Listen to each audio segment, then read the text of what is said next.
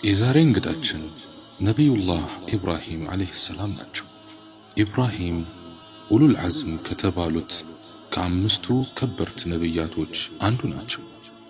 ኑህ ዓለይሂ ሰላም፣ ኢብራሂም ዓለይሂ ሰላም፣ ሙሳ ዓለይሂ ሰላም፣ ዒሳ ዓለይሂ ሰላም እና ሐቢባችን ሙሐመድ ዓለይሂ ሰላቱ ወሰላም ናቸው።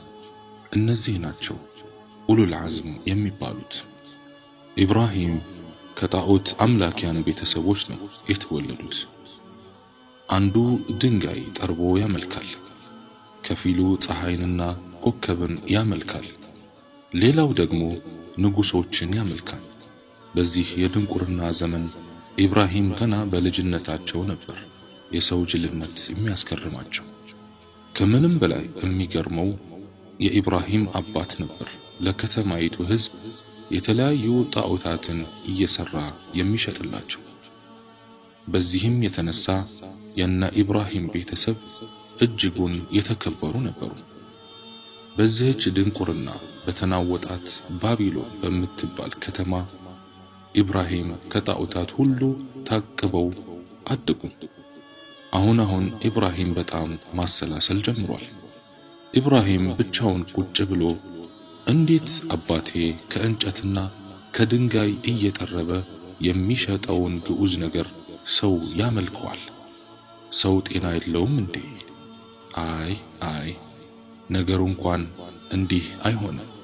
በእርግጠኝነት ጌታ ማለት ፍጥረታትን ይፈጥራል እንጂ ፍጥረታት እሱን አይፈጥሩትም። እሺ እነዚህ አማልክት ምንም አይጠቅሙም አይጎዱም ካልኩ ታዲያ ፈጣሪ የታለ? እርሱስ ማን ነው? በማለት ያሰላስላል።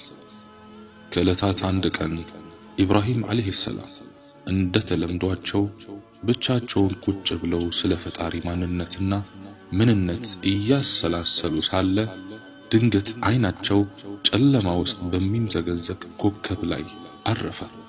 ኢብራሂምም ድምፃቸውን ከፍ አድርገው ይኸው ጌታዬን አገኘው፣ አዎ ጌታዬ በሰው እጅ አይፈጠርም፣ እንደ ጣዖታትም ወድቆ አይሰበርም አሉ። ባየውም ነገር በጣም ተደሰተ። ከደስታው ብዛት ለዚያ ኮከብ ሌሊቱን ሙሉ ሲሰግድ አደረ። በዚያ ሌሊት ትክክለኛውን ጌታ እንዳገኘ ለሕዝቡ ሁሉ ተናገረ። ሌሊቱን ሲሰግድ ካነጋ በኋላ ድንገት ጠዋት ላይ ቀና ሲል ያ ጌታ የመሰለው ኮከብ በብርሃን ተሸፍኖ ጠለቀ። አሁን ማታውን ሙሉ ሲሰግድ ያሳለፈው ለትክክለኛ ጌታ እንዳልሆነ ተገነዘበ። ከዚያም እኔ ጠላቂዎችን አልወድም አለ። ኢብራሂም አሁንም ግን ተስፋ አልቆረጠም። ጌታውን ፍለጋ ዳግም አጠናክሮ ቀጥሏል። በሁለተኛው ቀን ኢብራሂም በማታ ብቻውን ቁጭ ብሎ ስለ ጌታው እያሰላሰለ ሳለ ወደ ላይ ቀና ሲል የሰማዩን ጽልመት በብርሃኑ የገፈፈ ውብ ጨረቃ ተመለከተ። አሁን ትንሽ ከመጀመሪያው ረጋ አለና ትክክለኛ ጌታዬማ ይህ ነው፣ እንዴት ግን እስካሁን አላየሁትም ሲል ከራሱ ጋር አወራ። የዛሬዋን ግን እንደ ትናንቱ እየሰገደ አላደረም። ትንሽ ቆይቶ ተኛ። ጠዋት ላይ ጌታዬን ልየው ብሎ ሲያንጋጥጥ ጨረቃው ተሰውሯል። ኢብራሂምም እጅጉን አዘነ። እዛው ባለበት ሆኖም ጌታዬ ቀጥተኛውን መንገድ ራሱ ካልመራኝ ከተሳሳቾች እሆናለሁ አለ። ተስፋ ቆርጦ በባይተዋርነት ውጭ ላይ ቁጭ ብሎ ሳለ ፀሐይን ተመለከተ። በጣም ግዙፍ ናት። ከጨረቃና ከኮከብ ስትነጻጸር በጣም ጎልታ ታየችው። ኢብራሂምም ጌታዬን አገኘው፣ ይህ ትክክለኛው ጌታዬ ነው፣ በዛ ላይ ከሁሉም ይገዝፋል ብሎ ቀኑን በደስታ አሳለፈ። በመጨረሻም ፀሐይ ወደ ጀንበሯ ስትቃረብ ዘውታሪ አለመሆኗን ተረዳ። ጌታ ሁሌም ያለ መሆኑን ተገነዘበ። እንዲህም አለ፣ ወገኖቼ ሆይ እናንተ ከምታጋሩት ነገር እኔ ነፃ ነኝ። አሁን ኢብራሂም ሁሉ ነገር እየተገለጸለት መጥቷል። ጨረቃም ፀሐይም ኮከብም አንድ አስተናባሪ ጌታ እንዳላቸውና እነሱም ጌታ እንዳልሆኑ ተረዳ። ያ ጌታ ደግሞ በአይን ሊታይ እንደማይችልም ተገንዝቦ በዛ የፍጥረተ ዓለሙ ጌታ በሆነው አላህ አመነበት። አሁን ኢብራሂም ከድንቁርና ወጥቷል። ቀጣይ እቅዱ ህዝቡን ከድንቁርና ለማውጣት ቢሆንም ቅድሚያ ለአባቱ መስጠት እንዳለበት ተገንዝቧል። አባቱ ዘንድም ሄደና አባቴ ሆይ ለምንድነው እነዚህን የማይጠቅሙ አማልክትን ጌታ አድርገህ የምትገዛው? እስቲ አባቴ ተመልከት፣ እነኚህ አማልክት ምንም አያዩም አይሰሙም፣ እንዴት በእነዚህ ታምናለህ? አባቴ ሆይ ፈጣሪያችን አላህ ነው፣ ልናየው አይቻለንም፣ እሱም ብቻ ነው ልንገዛ የሚገባን፣ ይህም ብቻ ነው ቀጥተኛው መንገድ በማለት አባቱን ጥሪ ያደረገለት። ያን ጊዜ አባቱ ቁጣው ገነፈለ። ይህ ብላቴና እንዴት ዕድሜ ልኬን ካመለኩት ጣዖት ተው ይለኛል ብሎ በጣም ተናደደ። ኢብራሂምም አባቴ ላንተም ለወገኖችህም ሸይጣን ነው ይህንን መንገድ አስውቦ የሚያሳያችሁ፣ በምትፈጽሙት ሽርክ ካዘወተራችሁ መመለሻችሁ ወደ እሳት ይሆናል እያለ በመለማመጥ ወደ አላህ ይጠራቸው ጀመር። ከዚያም አባትየው በጣም በመቆጣት ካሁን በኋላ ግን ሊመታው፣ ሊገድለው፣ በድንጋይም ሊወግረው እንደሚችል አስጠንቅቆ ኢብራሂምን ከቤት አባረረው። ኢብራሂም አባትየውን መምከር ምንም ጥቅም እንደሌለው በተረዳ ጊዜ ሰላም ሁንልኝ፣ ጌታዬንም ለአንተ ምህረት እንዲያደርግልህ እለምነዋለሁ፣ እርሱ ለኔ በጣም ርኅሩህ ነውና ብሎት ቤቱን ትቶ ተሰናበተው። በቃ አሁን የዳዕዋውን ጥሪ ከቤት ወጣ፣ ለመላው ህዝብ ያሰራጭም ጀመር። ኢብራሂምም ከአላህ ሌላ ምንም አምላክ እንደሌለና ሌላ አማልክትም ምንም እንደማይጠቅሙ በየሄደበት ማውራት ጀመረ። ይህ የኢብራሂም ጉዳይ ቀስ በቀስ የከተማ ወሬ ሆነ። በዘመኑ ሀገሪቷን ይመራ ለነበረውና ከአማልክቱ አንዱ አካል ለሆነውም ነምሩድ ይህ ወሬ ደረሰው። ኢብራሂምንም እንዲያቀርቡለት ወታደሮቹን አዘዘ። ኢብራሂምም ከንጉሱ ፊት ቆመ። በሀገሪቱም ሆነ በመላ ዓለም የሚመለኩ አማልክት ሁላ እንደማይጠቅሙና እንደማይጎዱ በድፍረት አስረዳው። አላህ ሕያው የሚያደርግና የሚገድል ጌታ መሆኑንም አክሎ ነገረው። ንጉሱም እኔ መግደልም ሕያው ማድረግም እችላለሁ አለው። ኢብራሂምም እንዴት አለው። ያን ጊዜ ንጉሱ ሁለት የሞት ፍርድ የተፈረደባቸውን እስረኞች እንዲቀርቡ ካደረገ በኋላ አንዱን በመግደል አንዱን በመተው ይኸው እገድላለሁም ሕያውም አደርጋለሁ ብሎ ተመጻደቀበት።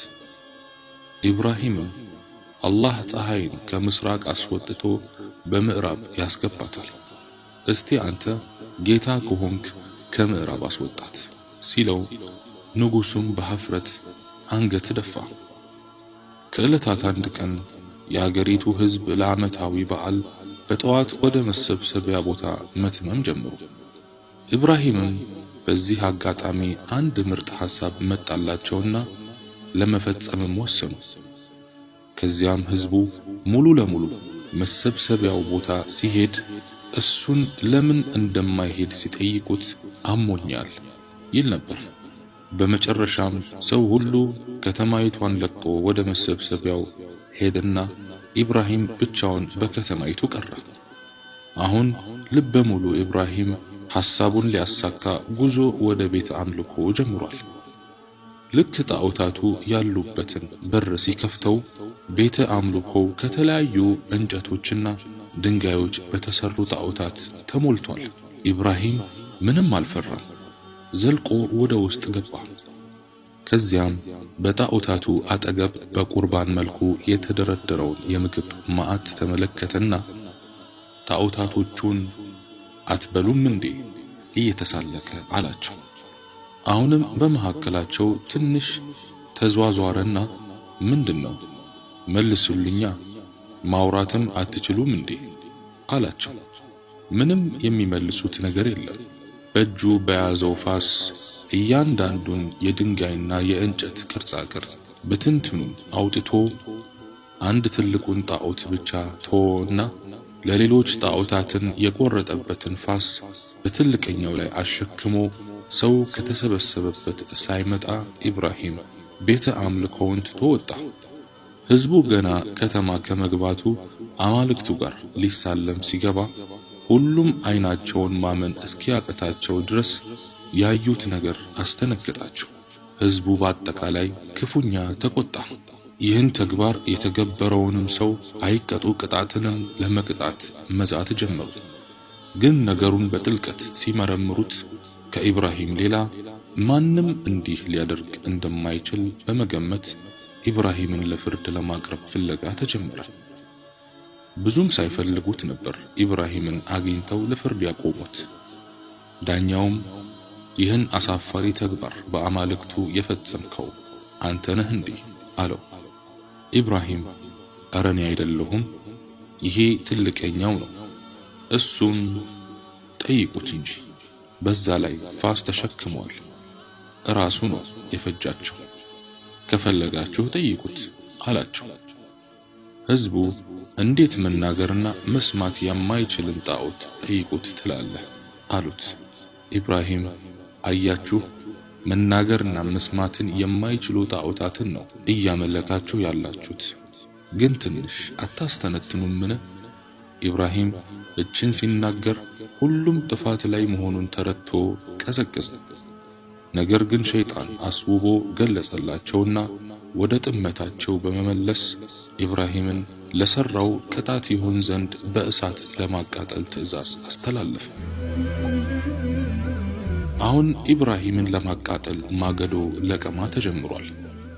እያንዳንዱ ነገድ በርካታ ማገዶችን፣ እንጨቶችን ሰብስቦ መከመርም ጀምሯል። በመጨረሻም ኢብራሂምን ለማቃጠል የተከመረው እንጨት ብዛት ትልቅ ተራራን አከለ። ከተለያዩ አጎራባች ሀገራት የኢብራሂምን አስከፊና ዘግናኝ ቅጣት ለመመልከት ወደ ባቢሎን ከተማ ሰው መጥቷል። እሳቱ መቀጣጠል ሲጀምር የእሳቱ ነበልባል በሰማይ በራሪ አዕዋፋትን እየጠበሰ ይጥላቸው ነበር።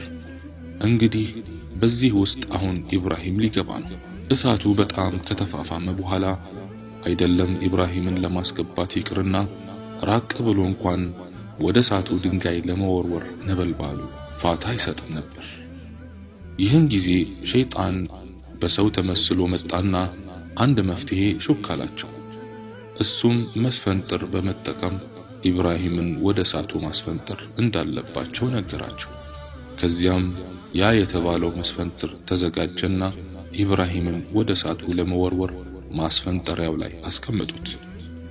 ልክ ኢብራሂም እዛ ላይ ቁጭ ብሎ ሳለ ጅብሪል መጣና የምትፈልገው ነገር ካለ እኔ ልርዳህ፣ ከፈለክም እሳቱን ላጥፋለህ አለው።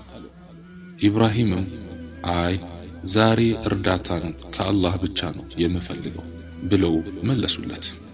በመስፈንጥሩ ኢብራሂም ወደ እሳት ሲወረወር እዛ የተሰበሰበው ሕዝብ ሁላ እሳት ትገባላችሁ እያለ ይዝትብን የነበረው ሰውዬ ቀድሞ ራሱ ገባ አይደል እያለ ማላገጥ ጀመረ።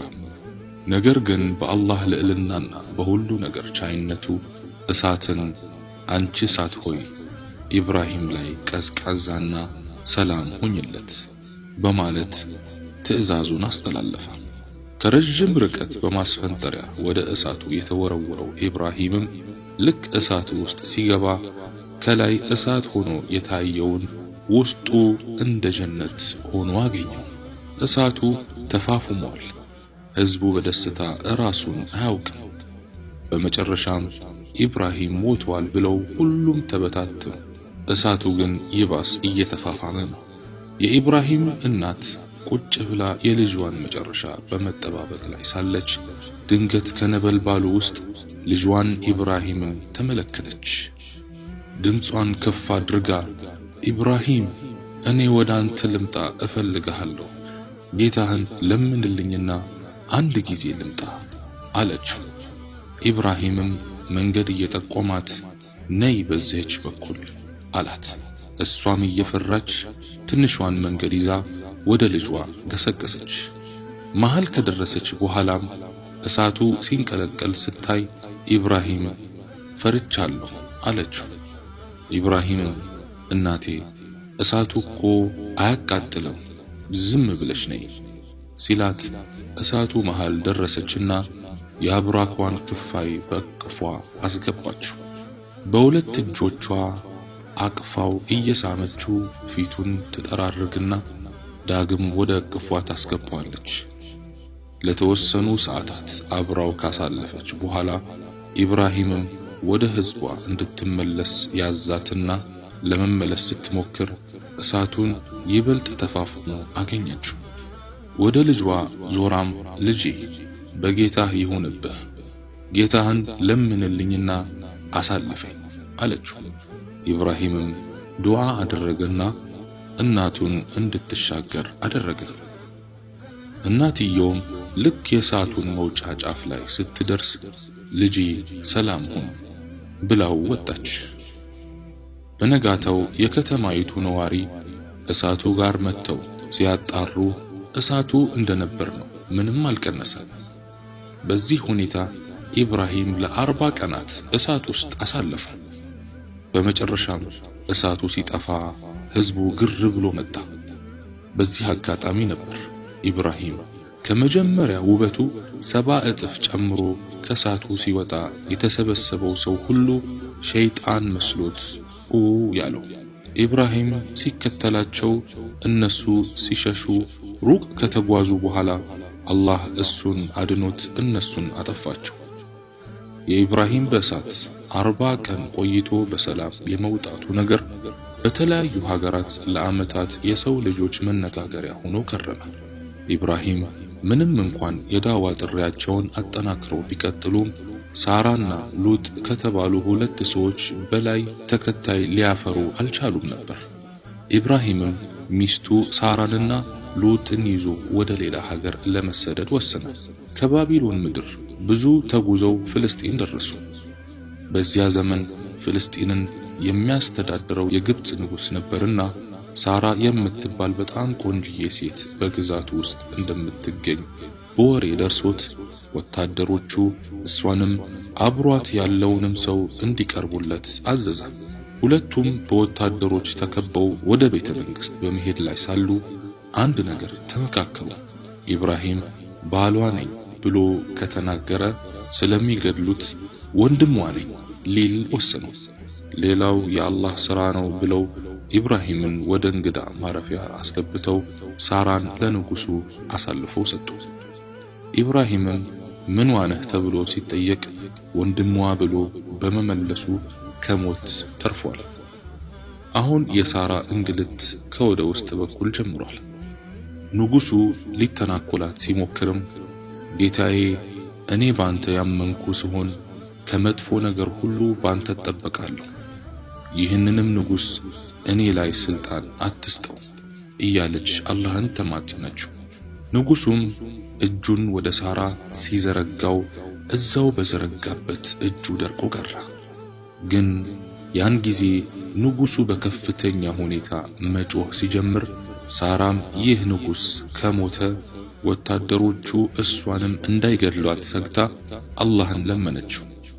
አላህም የንጉሡን እጅ ሲለቅለት ንጉሡ ከመጀመሪያው ጸያፍ ተግባር አልተማረም ነበር። ዳግም እጁን ወደ ሳራ ላከ። ሳራም እንደ መጀመሪያው ጌታዋን